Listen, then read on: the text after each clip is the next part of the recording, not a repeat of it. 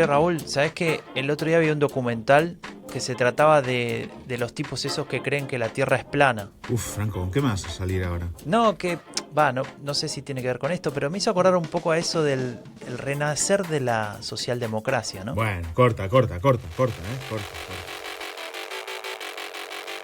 Si votás en Alemania, tenés dos votos.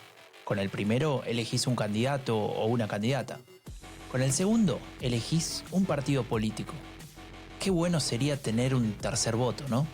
Por ejemplo, uno para elegir un podcast que te explique todo lo anterior, que te cuente cómo funciona y qué mueve a la política alemana.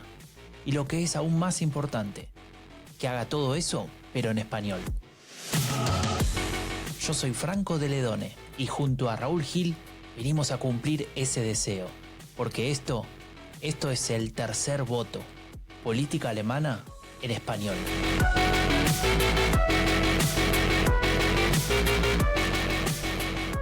Franco, Raúl, ¿qué tal, hombre? ¿cómo estás? ¿Todo bien? Bueno, aquí estamos. Oye, ¿a ti te ha llamado algún medio para hablar de la guerra en Ucrania o el Nord Stream 2? Sí, pero solamente 24. 24 medios. Sí. Bueno, a mí también. No, exagero, 21. A mí también, ¿eh? No tantos como a ti. Pero esto nos sirve para explicar una cosa, Franco. No somos expertos en Ucrania, No, ni siquiera somos expertos en política exterior alemana. tampoco. Por vivir en Alemania no conocemos cuáles son las consecuencias de la paralización del proyecto Nord Stream 2. Sí, No sabemos qué pasa en el Donbass ni recordamos las sanciones que impuso la Unión Europea a Rusia tras la anexión de Crimea. nadie lo recuerda.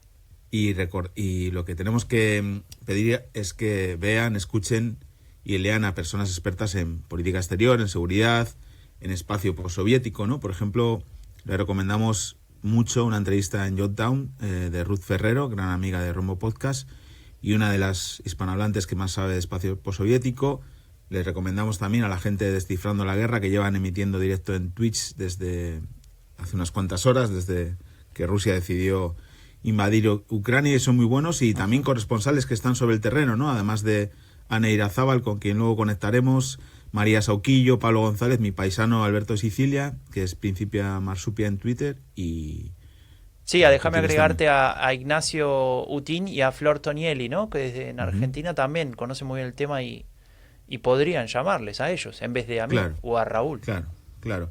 Aprovecho para pedir a los medios de comunicación que paguen de manera justa a sus corresponsales, y también estos días estoy leyendo en Twitter, obviamente, que todos esos medios que prescindieron de sus corresponsalías hoy llaman corresponsal a un freelance al que le pagan 4 duros por conectarse, ¿no? Desde el país en cuestión, ¿no? Y la verdad es que es tremendo porque obviamente estamos peor informados, y en esta marea también de fake news y de falsa información, pues bueno, estamos bastante perdidos sin la guía de periodistas y expertos que sepan de la cuestión. Claro, así que hay gente que se forma para eso, ¿no? Por el mero hecho de estar en el lugar o cerca, por ejemplo, nosotros que estamos a unos nada más que 4.000 kilómetros, no sé cuánto estamos, tampoco es estarás que... tú a 4.000 kilómetros. Yo estoy a 900 kilómetros de la frontera, de una frontera ucraniana. Pero bueno, Claro, pero digo, igualmente, 900, aunque sea menos, no Sí. tenés por qué saber del tema por estar ahí, ¿no? Claro, está claro. Y analizarlo y bueno, en fin. Esto nos pasaba a nosotros cuando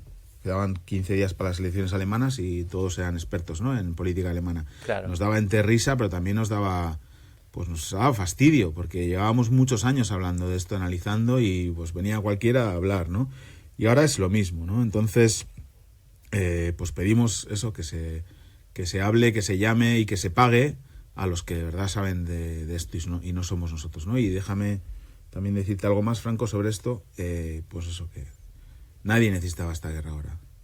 Claro. Solo Putin, ¿no? Y creo que el canciller Scholz tiene razón cuando la llama la guerra de Putin, y estos días pues he pensado mucho en esto, porque pensando en los dirigentes políticos que hacen este mundo peor, pues el presidente ruso está en el grupo de cabeza, ¿no? Y no queríamos haber empezado así el segundo episodio del tercer voto, pero nos ha estallado a todos, sobre todo a los ucranianos. Desde aquí les mandamos un abrazo al pueblo ucraniano, pues esta guerra, ¿no?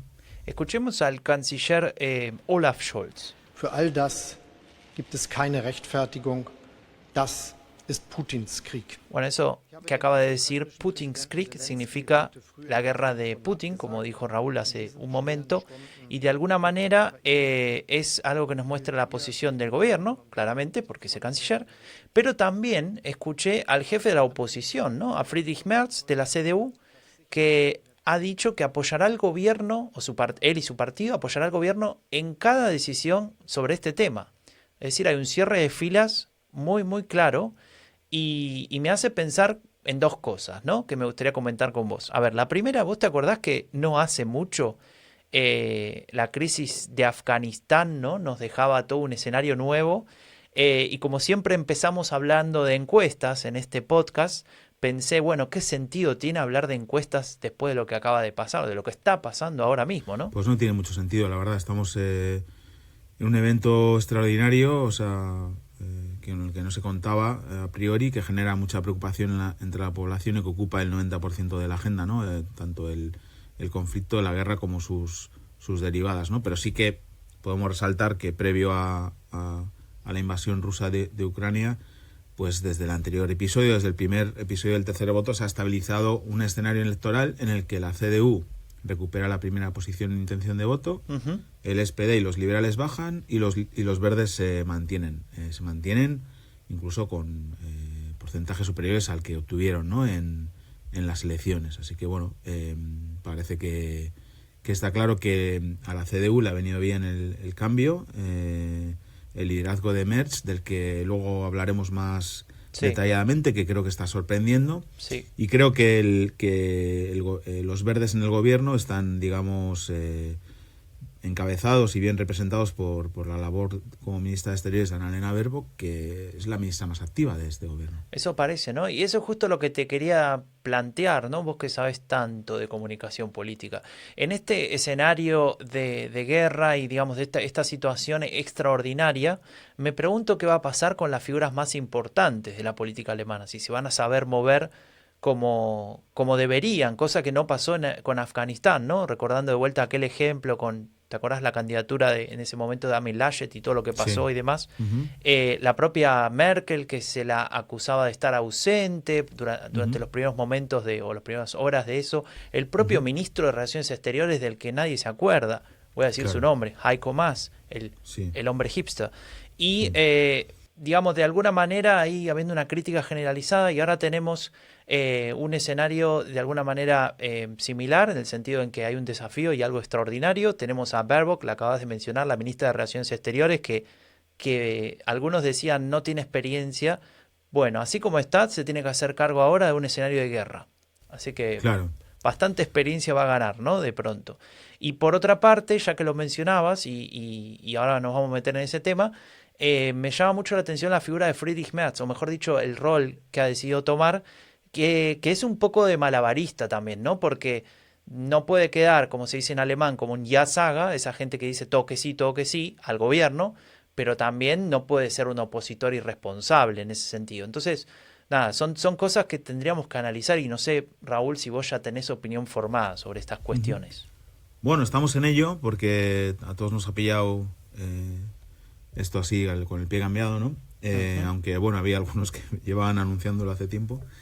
Lo de Merz es lo que más me sorprende. Lo de Scholz no. Lo de Scholz y Merz, digamos, vamos a hablar un poco de ellos. Scholz está siendo fiel a lo que se esperaba, ¿no? Poco intervencionista, más callado, reflexivo, con poca energía, ¿no? Recordábamos aquellos debates en los que le queríamos dar café, ¿no? Para que despertase, ¿no? Sí.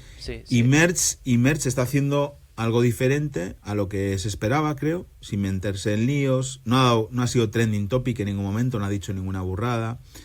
Más moderado de lo que se esperaba, no ocupando todo el protagonismo tampoco en la CDU. Ha nombrado un equipo, habla de él, le deja espacio, y es curioso que los dos líderes más relevantes del país, porque son los que representan, aunque Olaf Scholz no sea el presidente del SPD, es igual, es el canciller, y Merz es el líder de la oposición, tienen un perfil bajo ahora mismo, ¿no? Claro. Con la diferencia de que a Merz le conviene y a Scholz no parece, ¿no? De hecho, Olaf Scholz perdió bastantes puntos en las encuestas porque hubo una semana en Alemania que todo el mundo se preguntaba dónde está Scholz, ¿no? Y de repente hizo un viaje a Estados Unidos, fue a ver a Putin, fue a ver a Macron, creo también, y subió un par de puntos. Bueno, salió en la tele americana hablando en inglés. Claro, en cuanto sale un poco, pues bueno, ya ostras, la gente se da cuenta que tenemos un canciller, ¿no?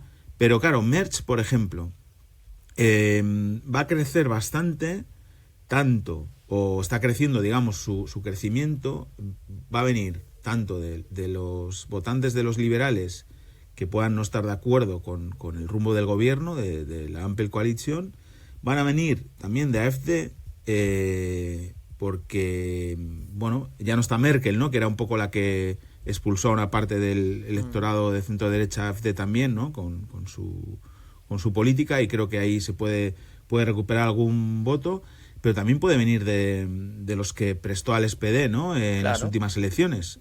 Claro. Y yo creo que, por ejemplo, le va a venir muy bien, ¿no? A los liberales. Claro, por eso. Le va a venir muy bien a Merz también distinguirse mucho de AfD, ¿no?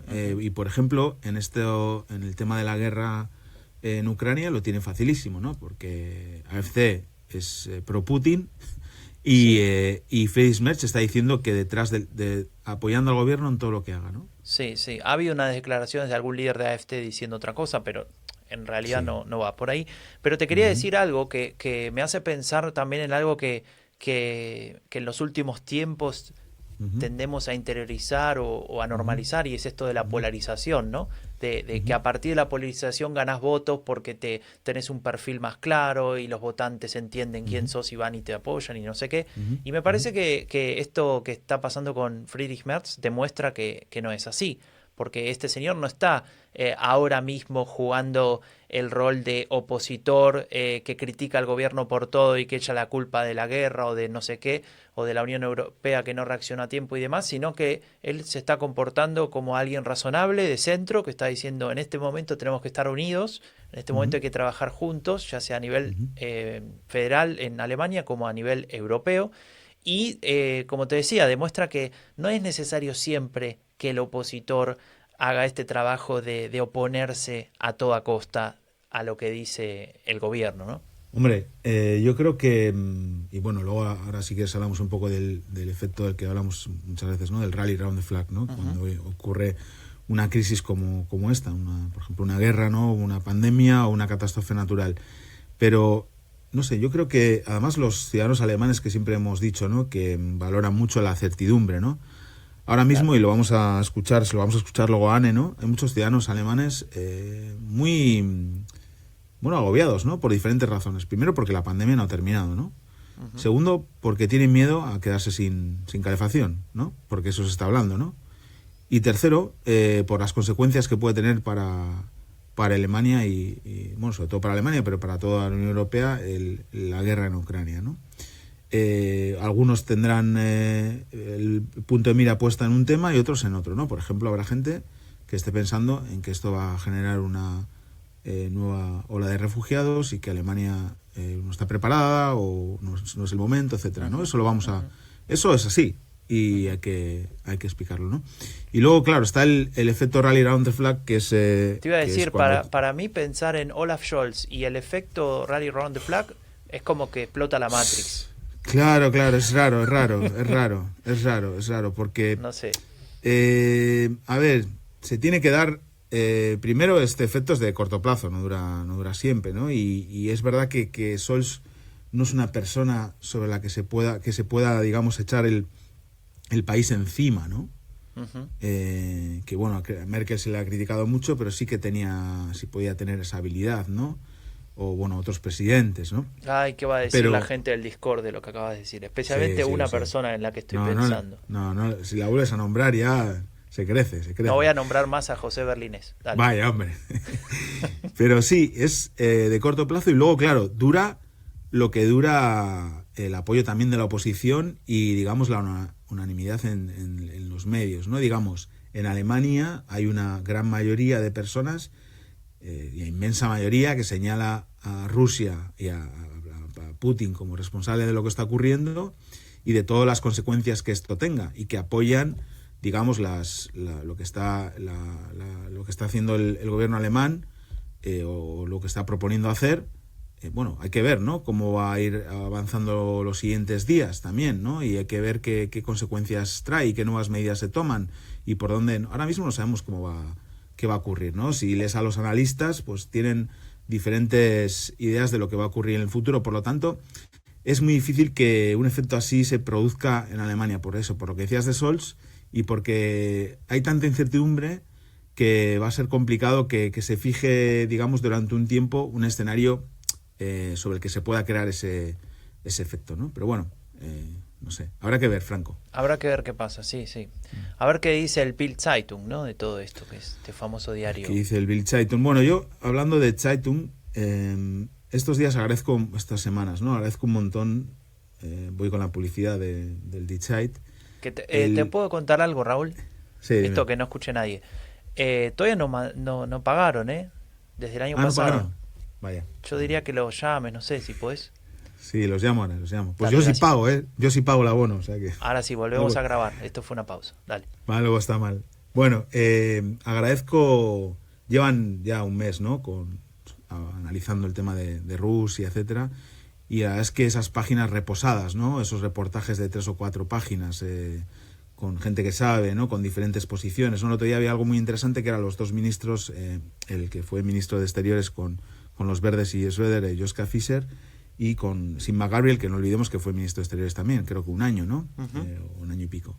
Y se veía claramente la diferencia entre los dos, ¿no?, de posiciones, ¿no?, que también se ve históricamente entre los verdes y el SPD. El SPD hasta hace 3 días había una parte importante de gente que comprendía a Putin, ¿no? Putin Festen, ¿no?, que nos lo contaba el doctor Fausto, ¿no?, el primer episodio. Y ahora vemos como se ha quedado solo Gerhard Schröder, que ayer o antes de ayer, no sé cuándo, en LinkedIn, Franco, en LinkedIn hizo una publicación diciendo que sí, que bueno, la culpa de la invasión obviamente la tenía el país invasor, pero cuidado con las sanciones que me afectan a la cartera. Bueno. Más o menos es el resumen. Mira, Raúl, tengo una sorpresa Sí. para vos. A ver. ¿Te Bueno. acordás de esto? Hacía Joder. mucho tiempo que no escuchaba este ruido. Este es el hada intergaláctica, este es el hada que acompaña a aquellos gurúes. Y vamos a hablar de comunicación política. Ese antiguo Vamos. oficio que solías ejercer, ¿no? Hace unos años. Sí, hace un siglo. Imagínate, Raúl, te llama Olaf Scholz, o el canciller que sea, digamos, que esté ocupando la Cancillería, y te dice: te quiero contratar, Raúl, quiero que seas mi asesor intergaláctico, por favor, y te voy a pagar 4.500 euros la hora libre de impuestos. Ya dirías que sí, me imagino. Es poco, pero vale, sí. Venga. Bueno, está... Digo Oh, que sí. Dios. Bueno, en fin. La hora sí. La hora. La hora sí. Bueno, la hora. Entonces, te pregunta, Raúl, escucha, tengo Sí. una noticia impresionante. Una noticia que, primero, cumple una promesa electoral que acabo de hacer en la última campaña. Le va a dar mejor vida a millones de personas. Y encima refuerzo los valores de mi partido, en este caso socialdemócrata, justicia social. ¿Qué te parece? ¿Cuándo sería el mejor momento para anunciarla? ¿Lo hacemos mañana? ¿Lo hacemos el sábado que cumpleaños mi hija y mientras que estamos con la torta lo festejamos y lo anunciamos? ¿Cuál sería el mejor momento de hacerlo? Por ejemplo, en el medio de la guerra de Ucrania, no sé. Mía. Eso ha pasado, realmente, Franco. ¿Que te contrató Scholz? No me contrató, por eso ha pasado. Por eso ha pasado, que han aprobado, creo que el miércoles o el jueves de esta semana, el gobierno alemán ha aprobado el proyecto de ley para subir el salario mínimo interprofesional a 12 euros la hora, que es la gran promesa de campaña de Olaf Scholz, su ley más importante, la que justifica o justificó una campaña, la que puede justificar una legislatura. Y lo aprueban a la vez que estaba Rusia entrando en Ucrania. Es tremendo, ¿eh? O sea que la gente tenía que elegir entre prestarle atención a una guerra, sí, a algo que le... Una guerra en directo. Una guerra en directo. Claro. Y hay una cosa más con el tema de la guerra. No sé si esto pasa en todos los países de Europa, ni siquiera. Pero en Alemania es cierto que hay una cierta generación entre, digamos, los mayores de 50 que vivieron toda la Guerra Fría con miedo. Y la Guerra Fría significaba que Alemania era el teatro de operaciones y era una bomba atómica y al demonio con todo. Esos frames yo noto, hablando con gente por acá, justamente de esa generación, que tienen este miedo, que se despierta este chip, ¿no? Que estaba guardado en la memoria y que tal vez es bastante diferente a aquel escenario de Guerra Fría y de dos potencias de mundo polarizado, pero igual. Enfrentadas ahí en el Checkpoint Charlie de Berlín. Tal cual. ¿No? Tal cual. Tanques contra tanques, ¿no? Bueno. Claro, imagínense que la frontera ahora de Ucrania-Rusia sea una avenida en Berlín, ¿no? Entonces, claro, eso se despierta en la cabeza de mucha gente y ahí aparece un miedo muy fuerte. Claro, no sé si me queda mucho lugar para pensar en el salario mínimo. No, ya te digo que no. Y además se suma que todo el mundo tiene claro que Putin es imprevisible, no hay nada no se puede prever nada, puede pasar cualquier cosa, ¿no? Entonces, y él anuncia esta ley más importante de la legislatura, que franco es un enorme avance. Han pasado de 8,5 € en 2016 a 12 € la hora, que va a ser el 1 de octubre, ¿no? Es un montón, y yo creo que es una pena que el gobierno alemán, el semáforo, haya decidido anunciarlo en estos momentos, ¿no? Porque obviamente va a quedar en el olvido, no se va a hablar de eso, ¿no? Pero es que no solo ocurren estas cosas en Alemania, Franco. Es que en España ha hecho lo mismo. En España, en mitad de la gran crisis del principal partido de la oposición, con todo el mundo mirando ahí, el gobierno ha aprobado la subida del salario mínimo a 1.000 €, que es una grandísima noticia también. Porque en España, por ejemplo, en el 2016, para buscar el mismo dato que con Alemania, estaba en 655 € y ahora está en 1.000. Es un montón, ¿no? Claro. O sea, se puede vivir una legislatura de algo así. Además, es tu cuerpo electoral el que se beneficia de esa medida, el que su bolsillo le llegan todos los meses más dinero, ¿no? Ni una hora han vivido de ello, ¿no? Podían vivir una legislatura y ni una hora han vivido de ello. Y bueno, así que también se puede hacer al revés, Franco, ¿eh? ¿Cómo sería al revés? Pues que si quieres subir los impuestos, por ejemplo, aprovecha para anunciarlo justo cuando se esté jugando la final del Mundial de Fútbol, por ejemplo. Claro, el viejo truco de la medianoche, ¿no? En fin, Raúl. No me ha contratado Scholz. Lo que no se decidió, Raúl, a la medianoche fue el voto al nuevo presidente federal de Alemania, que en realidad no es nuevo, va a seguir siendo el que venía siendo Frank-Walter Steinmeier, el antiguo militante del Partido Socialdemócrata, que fue ministro de Exteriores, que fue candidato a canciller en algún momento, fue, si no me equivoco, el que perdió con Merkel en el año 2009. Y bueno, desde 2017 es el presidente de Alemania y va a seguir siéndolo porque le ganó a los otros tres candidatos, que creo que en el último episodio los mencionamos, incluso había uno presentado por la derecha radical. Pero bueno, él ganó la elección, va a estar 5 años más al frente de esto, si es que cumple su periodo, y va a ser el primero que va a ocupar 2 periodos consecutivos desde Richard von Weizsäcker, ¿no? Que fue el último presidente federal que estuvo 10 años, desde el 84 hasta el 94. A partir de ahí siempre fueron solo periodos de 5 años, con algunos incluso que duraron menos, porque renunciaron con anterioridad. No sé si te acuerdas del caso de Christian Wolff y la corrupción y bueno y demás. Algún día deberíamos hablar, ¿no? Tal vez le preguntamos a doctor Fausto que hablemos sobre presidentes federales.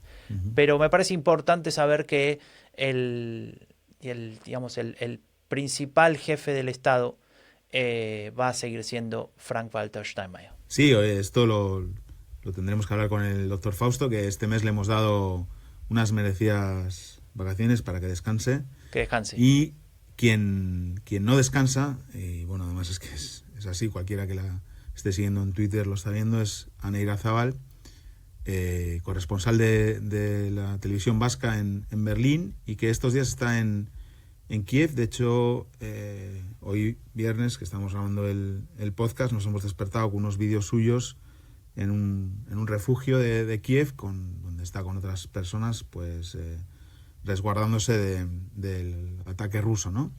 Y nos mandó el miércoles 23 de febrero, a las 13 horas, un día antes, ¿no? Unas horas antes de que empezase la invasión rusa, un audio que la verdad es que es un lujo, ¿no?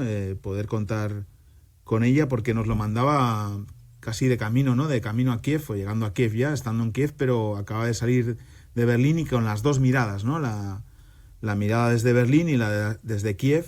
Y bueno, esta nueva sección que en el segundo episodio estrenamos, que le podemos llamar la conexión de Anne, ¿no? Porque ella conecta siempre con la televisión vasca para dar la última información, pues lo empezamos desde Kiev con este audio, que recordemos es previo a la invasión de Rusia. Hola Raúl, hola Franco, un honor saludaros y participar en vuestro nuevo podcast. Soy una fiel seguidora, así que estoy muy contenta de participar y de participar con vosotros y de escucharos, sobre todo. Pues mira, os saludo desde Kiev. Estoy en Kiev siguiendo un poco la situación actual, toda la política que en las últimas horas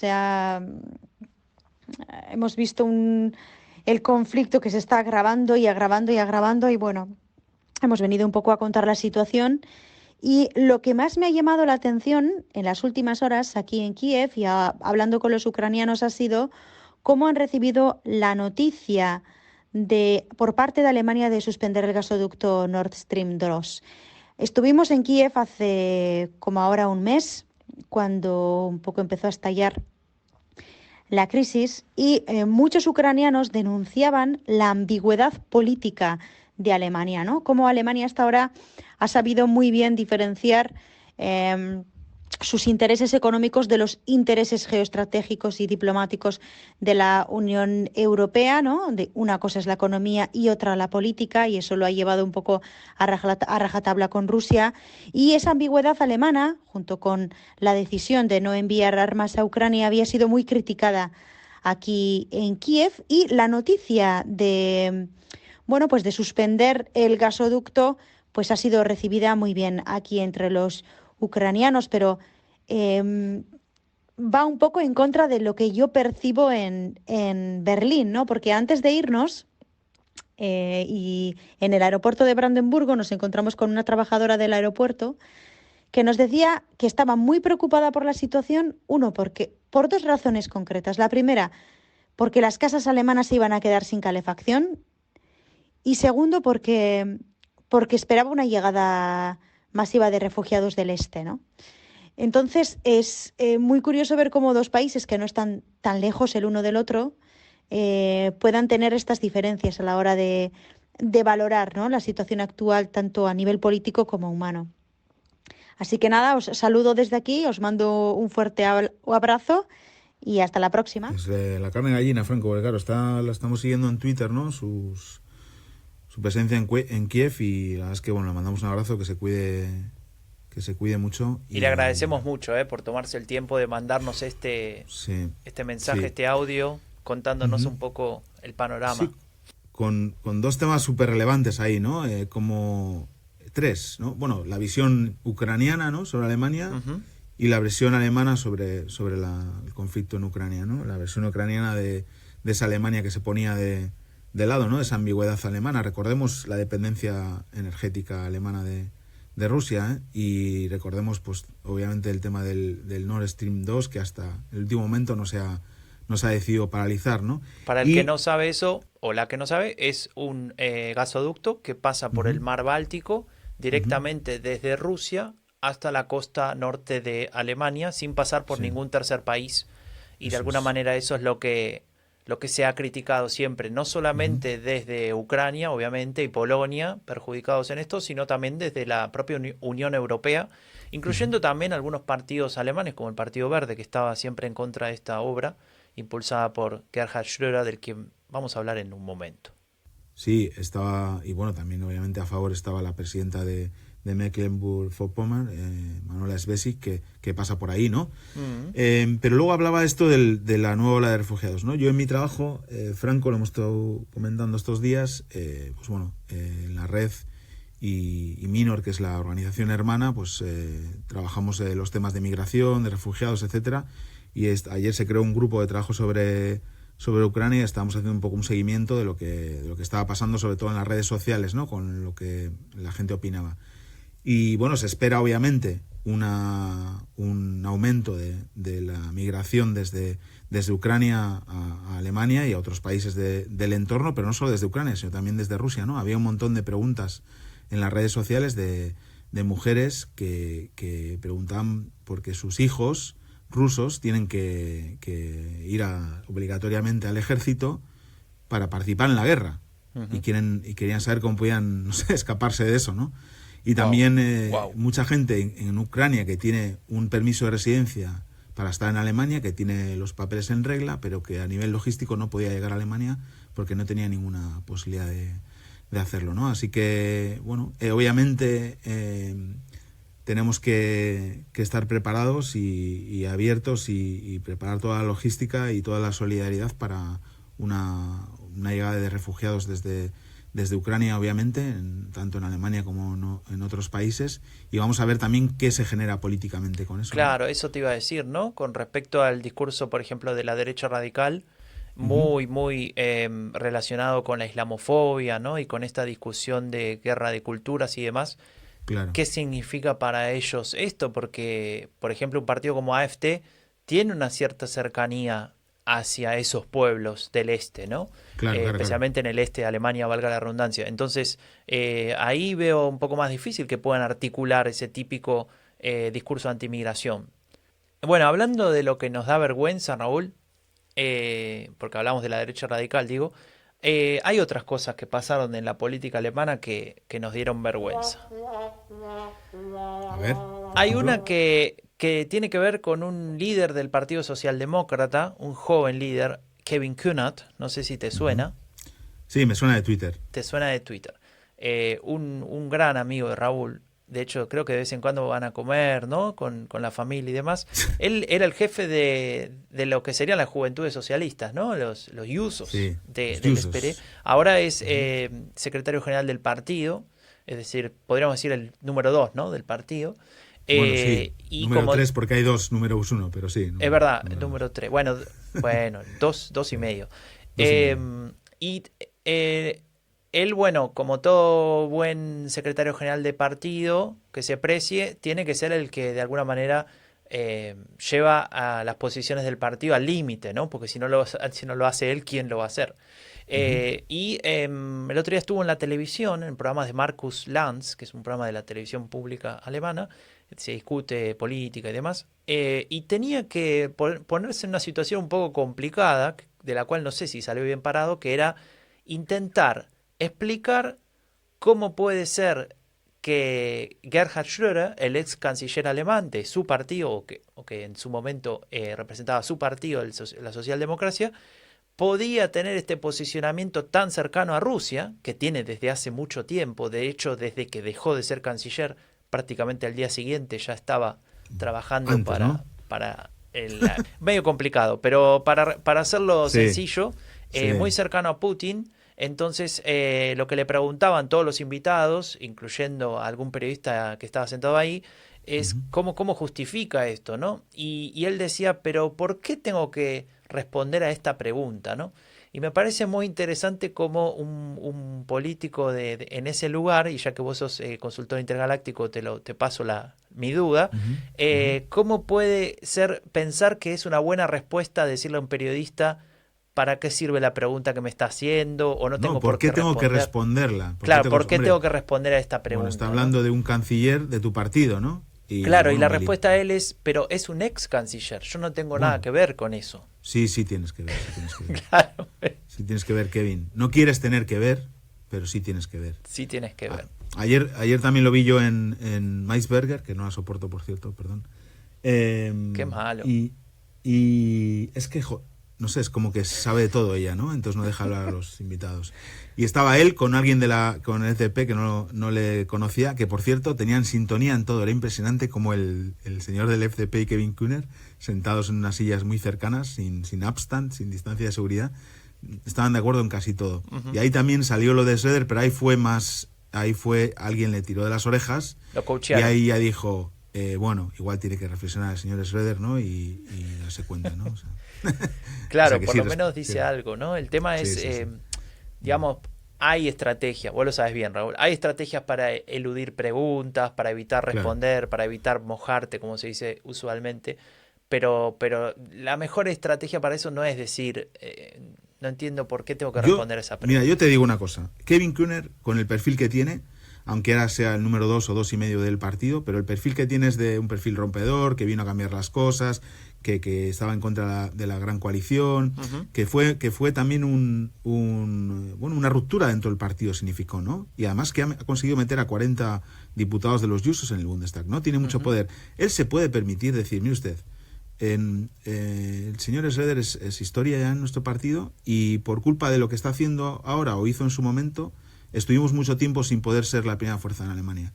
Ahora hemos pasado página y lo volvemos a ser. Muy bien, señor político, señora política que está escuchando este episodio de El Tercer Voto, pueden contratar a Raúl por 4.500 euros la hora. Y le dará consejos como este. Netos. Netos.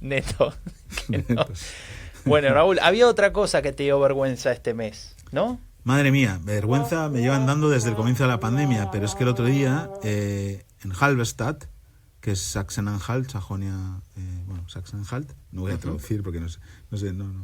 Creo que se traduce Sajonia-Anhalt, así de bruto. ¿En serio? Sí, me parece que sí. ¿No sería Baja Sajonia? No, eso es Niedersachsen. Ah, claro, Dios mío, qué lío tengo. Bueno, en fin, borra el esto. Este de Alemania, digamos. Eso es, borra esto. Pues bueno, 700 personas, alrededor de 700 personas, con antorchas, fueron a rodear la casa del Oberbürgermeister, del alcalde de Halberstadt, de la CDU, en un pueblo de 43.000 habitantes, Franco, que se conocen todos. Para mí que tremendo. Vos estabas viendo un capítulo de Los Simpson y te confundiste. No hay capítulo de Los Simpson que valga. Esto es tremendo. La verdad que cómo está aumentando también, ¿no? Las amenazas bueno, lo hemos hablado en otros episodios, las amenazas a los políticos, etcétera, de este grupo de los Querdenken, de este movimiento, ¿no? de batiburrillo de gente que está en contra de las medidas de la pandemia y que lo único que hace es también diseminar su odio, ¿no? por Alemania. La verdad es que sí. Las imágenes son terribles, si alguien las quiere ver, bueno, luego pondremos el enlace, ¿no? Sí, recordemos que son grupos que están atravesados por movimientos no de derecha radical, sino de extrema derecha, ¿no? Es decir, personas que quieren otro sistema, un sistema autoritario, un sistema diferente y bueno, están ahí adentro. Más allá de que después digan, bueno, yo no tengo nada que ver con ese que está caminando acá al lado mío, habría que empezar a pensarlo de otra manera. Pero, como dijimos al principio, nos dio vergüenza. Sí, nos dio vergüenza y además porque sabemos que todos sus discursos y también esas acciones, digamos, cercanas a la violencia o violentas, acaban desembocando en más violencia, ¿no?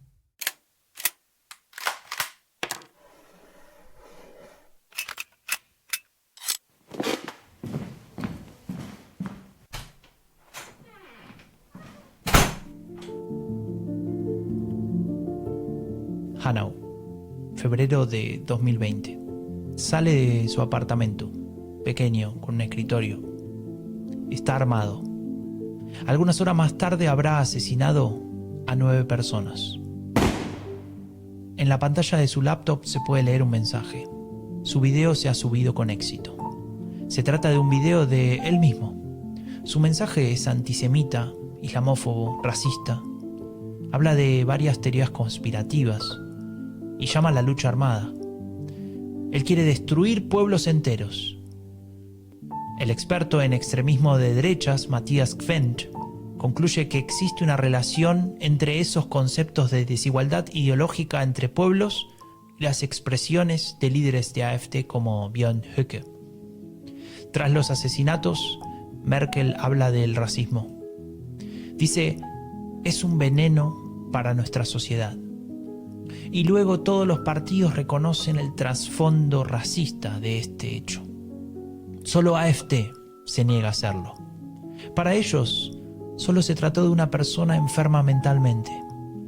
Para ellos no existen motivos políticos. Para ellos la violencia, la xenofobia y el racismo son solo un cuento de hadas.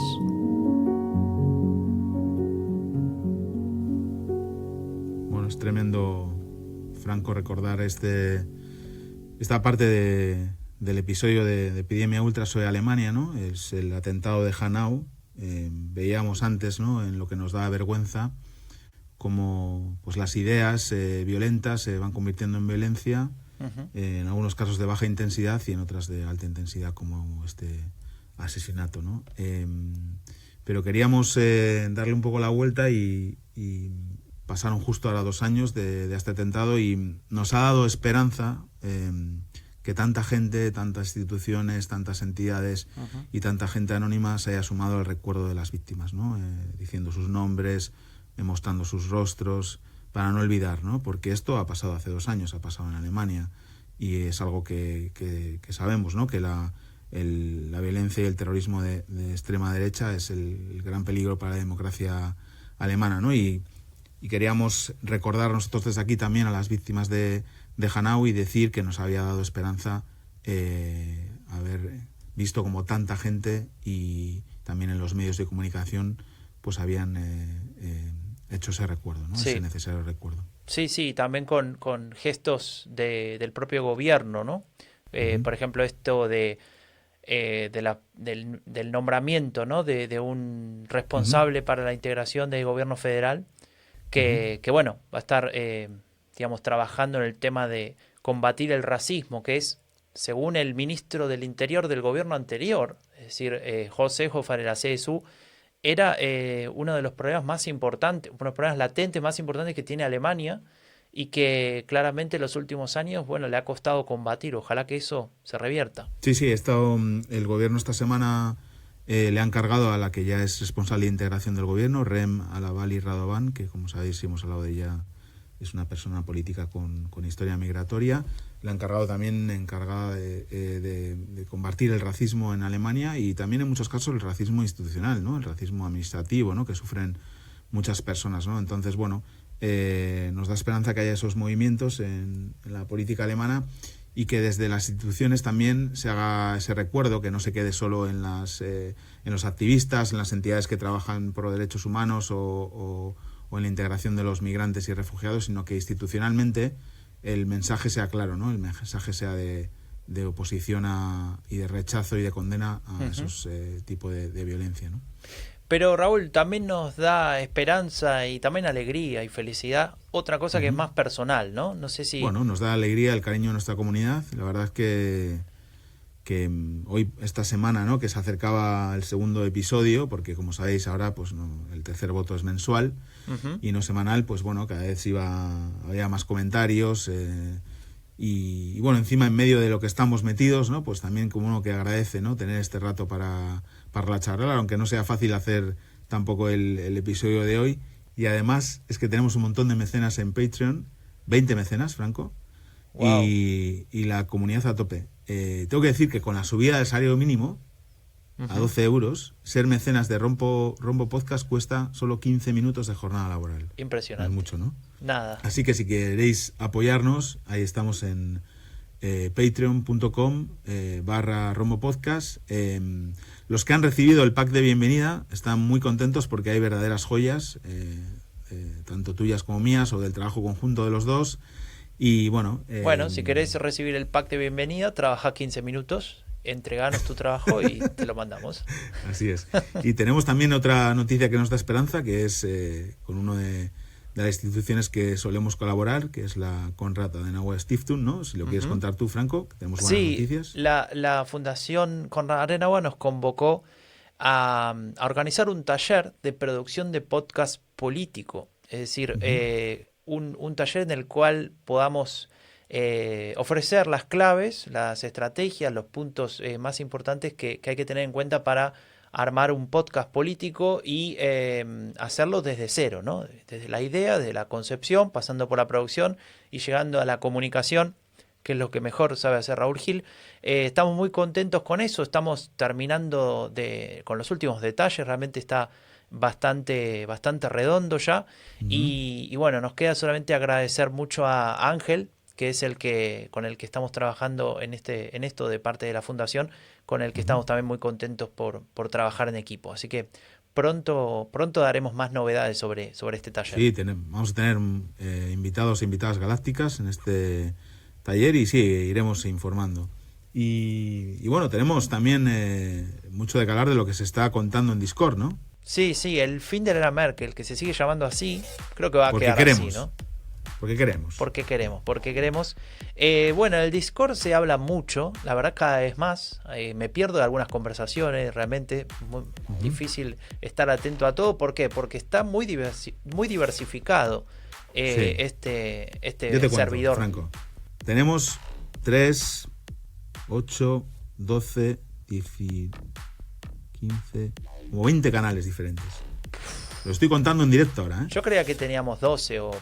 No, como 20 canales. Hay la parte más general, luego política alemana, que hay 5 canales, política internacional, que hay 4, había 2, pero esta semana hemos creado el de guerra Ucrania y otras regiones del mundo.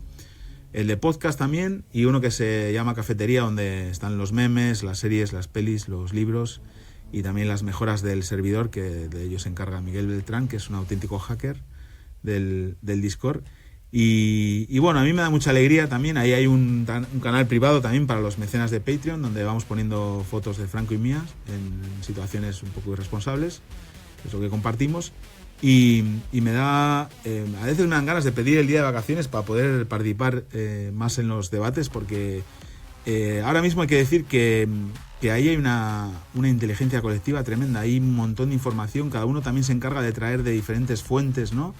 Sí. Y bueno, hemos descubierto también fuentes para seguir pues, los acontecimientos últimos, y también hay bromas, obviamente, y lo pasamos bien, ¿no? Y a veces está entrando más gente, es abierto, se puede entrar y ayer se puede... entraron 3 bots rusos.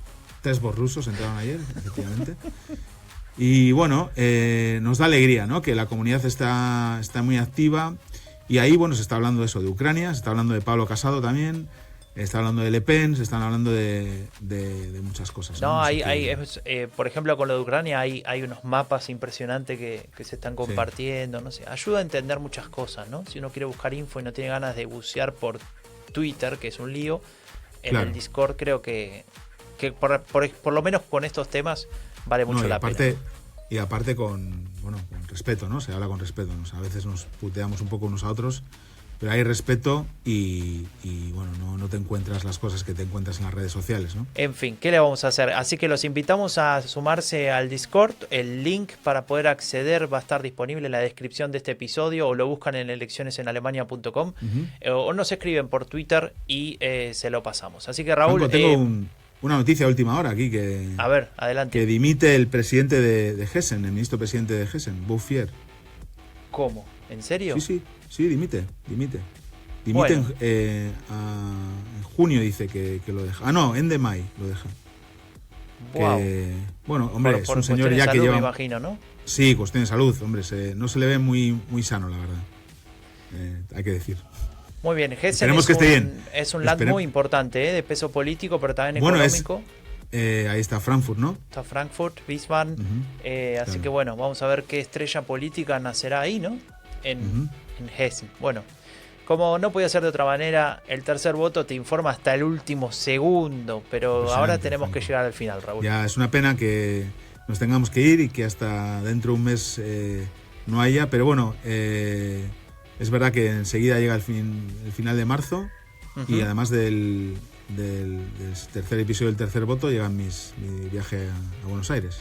Bueno, vas a disfrutar mucho ese viaje a Buenos Aires, como yo, y espero que vos también disfrutamos hacer este segundo episodio del tercer voto. Gracias por estar ahí, por escucharnos, por los mensajes, por seguir fortaleciendo esta hermosa comunidad de gente que habla sobre política alemana en español y sobre otra política también. Sumate al Discord, como dijimos antes. Somos Raúl Gil y Franco de Ledone. Nos vemos el mes que viene con otro episodio del tercer voto, política alemana en español, una producción de Rombo Podcast. Podés apoyarnos en patreon.com/Rombo Podcast para que sigamos produciendo contenido sin endeudar a nuestras familias.